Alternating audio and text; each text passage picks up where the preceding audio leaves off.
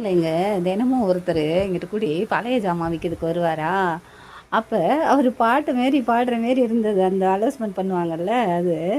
சரி எடுக்கலாமேன்னு அங்கேருந்து வர்றதுக்குள்ளேயும் அவர் அந்த கடைசிக்கு போயிட்டார். சரி போயிட்டாரே வரட்டும் அப்படின்னு நின்று பார்த்தேங்க. காணவே காணோம். திரும்பி ரிட்டன் வருவார் அப்படின்னு சொல்லி நின்று பார்த்தா ஆளையே காணோம். சரின்ட்டு வந்து உட்காந்து பாருங்க வீட்டுக்குள்ளே. மறுபடியும் சவுண்டு கேட்டுச்சு. அவரை ரொம்ப நாளாக அந்த வீடியோ எடுக்கணும்னு பார்த்தோன்னா எடுக்கவே முடியலை. இந்த எந்த பொருளாக இருந்தாலும் இப்போ மாடியிலேருந்து கீழே இறங்கணும்னா அவங்க போயிடுறாங்கங்க. கீரைன்னு சவுண்டு கேட்கும். நம்ம போய் வாங்கிறதுக்குள்ளேயும் போயிடுவேங்க.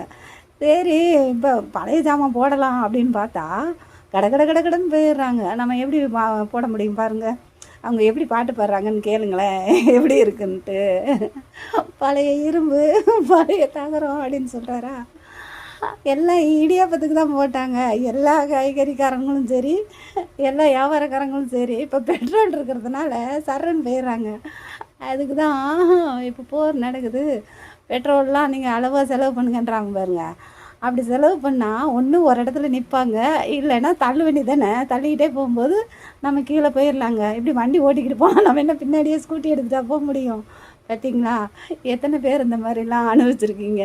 இது அவர் என்ன சொல்கிறாருன்னு கேளுங்க, கேட்டுட்டு சொல்லுங்கள். பாய்.